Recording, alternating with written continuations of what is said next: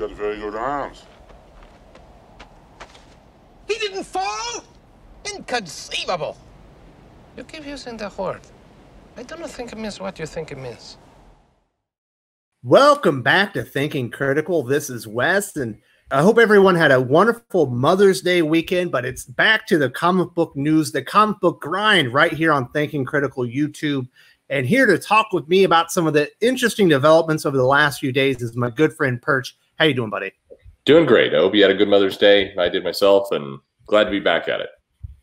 Yeah, we had a nice time, but it's time to get back to work. We got some interesting news. It almost feels like Marvel Comics was listening to us or maybe listening to their customers, and it feels like they're going to be trimming the line. It feels like they're streamlining things, and they have announced 6 of their series, I believe it is, are going digital only, and a lot of these were ongoings already. They were miniseries, including Ant-Man, Avengers: The Wasteland. I believe there's a Spider-Man video game comic book that was associated with Black Cat, and even the upcoming 2020 related Ironheart series. They're all going digital only.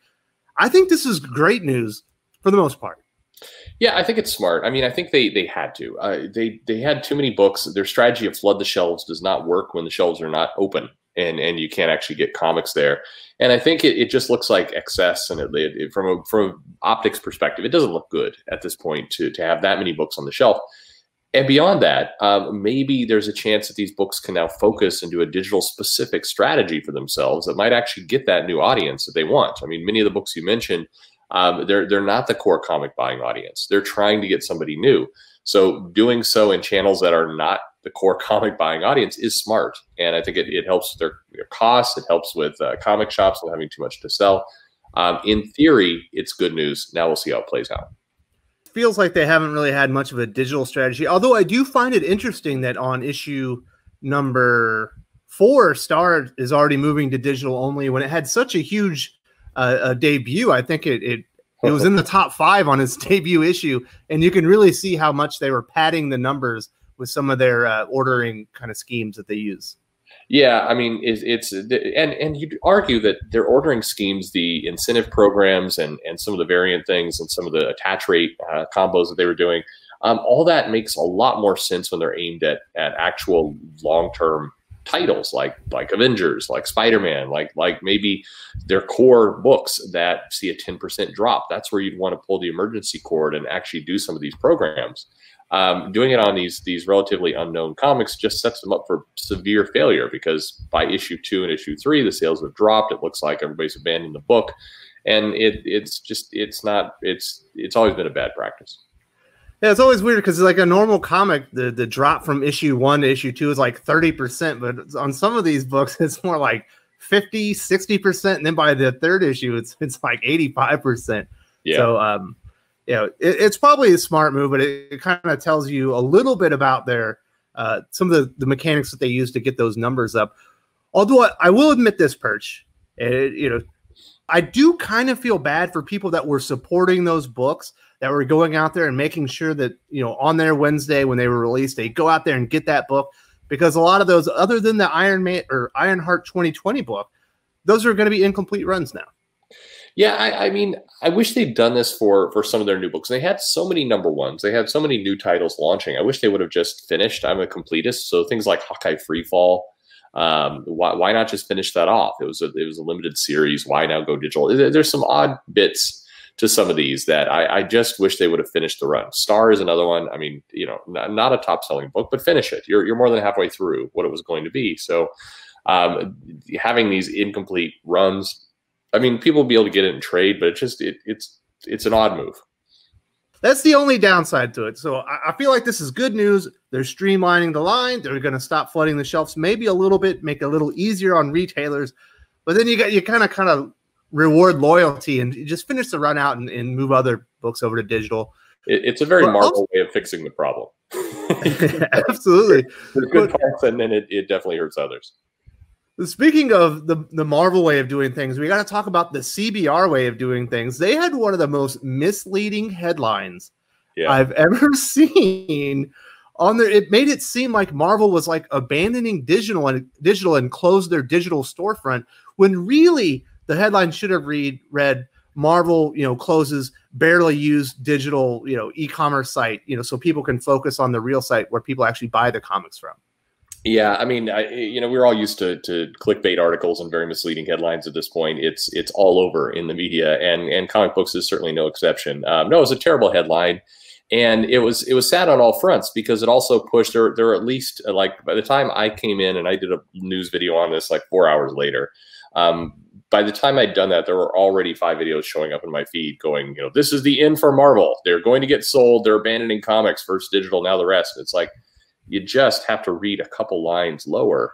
And it's a custom storefront. It was not used from the comiXology numbers leak from a year ago. We knew that it was like none of their sales were coming from this. It was just overhead of work, and it confused the channel of what they were doing. It wasn't their core business. So a very, very misleading headline, very silly that they did it, very silly people jumped onto it. And it's a non-story for every practical purpose. If anything, is remove some redundancy in their business, remove some confusion as far as customers on where they should go to buy their comics. Should you go to comiXology? Should you go to the official Marvel, digital store with your Marvel Universe app? It was a waste. It was a waste of space in e-commerce. If anything, it was a smart move. Like there was somebody probably wasting their time maintaining that nobody used.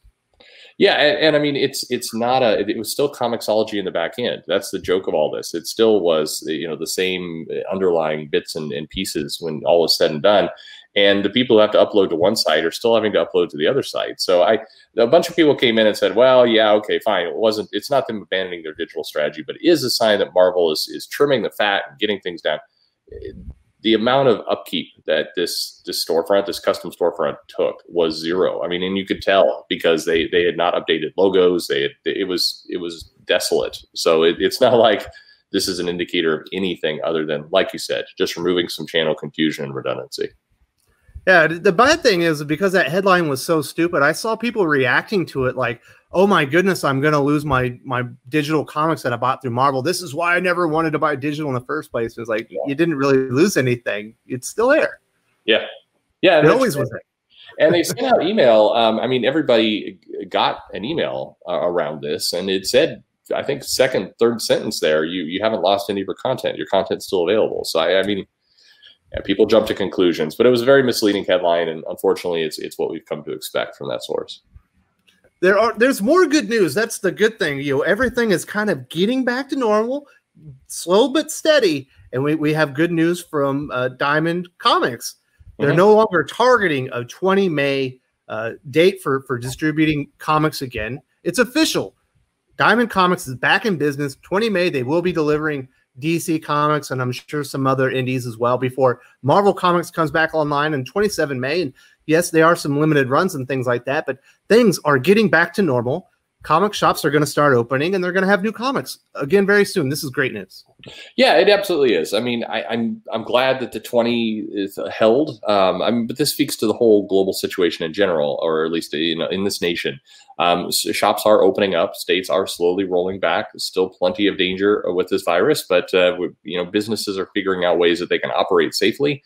And this was Diamond. They realized that they did have the ability to move their supply chain along, and so they're back in business again. That's good. I mean, again, I'm not the biggest fan of Diamond. I think their practices are many issues, many things to be worked out, and I hope all of this serves as a wake-up call to the industry and all the people in it that these problems do need to be addressed. And single source distribution, no matter how pretty you want to put it, is not a good idea. All that is true. That said, we need comics going to shops. So Diamond opening up is good news. It's a good thing. Like you said, we're seeing movie theaters opening up, I believe, in Texas and Georgia. Not a lot of people coming back, but people are willing to go in there. I believe the Shanghai Disney Resort Disneyland is about to open up. I believe they sold out immediately with what was available for reservations. They're taking reservations for Disneyland, I think Disney World as well, for July. Things are starting to creep back out there, and it's a good thing for retailers. I'm sure they're the dust is about to settle, hopefully within the next 3 or 4 months, and we're going to see what the real damage was. And hopefully this wasn't so prolonged that we just lost a ton of shops. Yeah, I mean, it's going to take another 2 to 3 months before we really see who will be able to stay in business and who won't. But you know, it's a wake up call again for the industry that there were some things that were unstable. There were parts that desperately needed to be fixed, and things get better. But it is good news for businesses to proceed. And this is where, I mean, for all the listeners out there, you know, we have issues with, you know, something DC does or something Marvel does or something Diamond does. I mean, we talk all the time about things that need to improve or change or be better. But if we want them to get better, they need to be open. Just having things closed, having things shut down gives us no opportunity to improve anything. So it's better when businesses are allowed and able to function so that they can succeed on their own merits. And so seeing things open back up again, it's good news for all of us, regardless of what you love and what you hate. Now, the last thing I want to talk to might be low-key the most important thing. We know that DC Comics reached out to Midtown. They reached out to DCBS. They asked for new distribution channels. We have Lunar. We have UCS now. Lunar recently, one of the owners recently talked to Newsarama, and it was a pretty kind of weird interview with the way it is kind of set up. But there's some really good information in here. We kind of already knew that DC reached out to them first, and they created a new distribution channel. We didn't know if it was going to be permanent or temporary. We still don't know that. They specifically said, we don't know what the market's going to be for this. We don't know exactly all the logistics. We're still working through it, but it may be permanent. It may be temporary. We're not sure. Yeah. So that's still in the air. It is, and I mean, it's to be expected. I think they didn't, you know, it's a new business. If the new business is not successful, they're not trapped in it. They, you know, if it's going to be too much conflict in the channel, getting all these comic shops to move from Diamond, when Diamond was such an institution, was going to be hard. It was always going to be emotional, and people knew that. So I think they're telling us, you know, we're going to give it our best shot, but you know, this may not be a permanent solution. I like that they're being upfront with that. I also found in the interview, you know, there was definitely some. I mean, maybe I read into some irritation that the way this was rolled out, you know, they weren't trying to do something sneaky. They weren't trying to do anything nefarious with how it was all presented. And a couple news sites, Bleeding Cool being one of the biggest, CBR bit, made it all seem like there was this big shell game of hiding the true parent companies behind these new names and everything else, when none of that was true. So even in the interview, you did definitely see some exhaustion, I think, of why did we have to step into this war in it. But hopefully the channels are opened up, the business goes, the comics continue, and I would like to see them stay, and I hope they do. Now, the best part, the viewers are probably going, Wes, I thought you said there was something interesting in there. Well, there was, because at one point, the Lunar representative mentioned that some smaller publishers, not Marvel, but smaller publishers, were coming to them and kind of putting some feelers out there. And even if they don't stay in the market, you know, putting out or distributing DC or Marvel, whatever, a lot of smaller publishers do have a problem with Diamond because they're not a priority. Right. Their orders fall through the cracks when people go in and reorder them. I've heard it from multiple smaller publishers. Oftentimes they just don't get filled because the numbers are so small. If they could fill that niche where maybe they're the distributor for smaller publishers, I think that could be great, and that's something that the market probably needs as well. I hope that's maybe the future of Lunar. Yeah, it's something the market definitely needs, because you're right. I mean, a lot of people view Diamond's behavior to the retailers as the biggest problem, but honestly, it is how the new publishers are treated. And if we want new comics, new businesses, new institutions to kind of rise up and give us more offerings in comics, and we do want that, then we need more distribution. We can't have this funnel system. Diamond, by being a kind of de facto monopoly, they went where their money was. So whether intentional or unintentional, Marvel, DC, Image got preference. And so if you're a new up and starter trying to come into the mix, you're going to have a very hard time ever succeeding, because you've got this trap on top of you that's weighing you down. So there needs to be some other options. And if Lunar ultimately becomes a place where smaller publishers can go and get some press and attention and get their comics out on time, I mean, and the other factor is, as a small publisher, your biggest asset is being able to produce a comic, get it to market, and do it in a timely, consistent way. Every month a new comic comes out, or every 2 months, whatever your schedule is. And unfortunately, if you're a small publisher, that is, as you mentioned, impossible at Diamond. Orders get lost, orders get deprioritized, you get bumped. even if you have all the content ready, even if you're on a schedule, doesn't mean that Diamond's going to be there with you. So having some more people, some more players in this game that could help make that a reality, it will make these small publishers more successful. They'll get the comics out, they'll build an audience. It's healthier for the industry.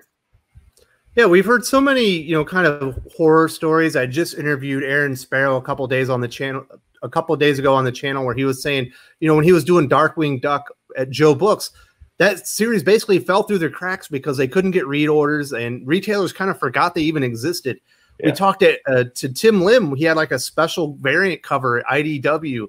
Like half of them were destroyed in a car wreck, and then they just said, well, we just will never fill the other half of the orders.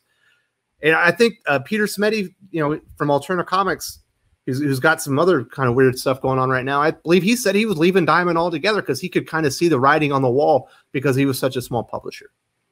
Yeah, I mean, if you're a small publisher, in many cases, funding it with your own pocket, you have to have consistency. You have to have a partner there who's going to deliver and help that channel. And so if you don't have that, now you're throwing your own money away. It's not a workable solution that can happen. So this is better for everyone. And again, a competition breeds better practices. If the sole purpose of Lunar and UCB is to drive Diamond to improve some things that desperately need improvement, if that's all that happens out of all this, then it will be worth it. Couldn't have said it better myself. Perch, I really appreciate your time providing some perspective on a few interesting news stories over the past weekend, and I hope you have a good day. You too. If you enjoyed this video, please give it a like. I would appreciate it very much. It helps us attract more views for the channel. Subscribe for future commentary, comic book news, and reviews. And don't forget to ring the bell for notifications. If you want to talk comics, movies, and much, much more, you can follow me on Twitter at Wes_from_TC. With that, Salamat Po, and I'm out.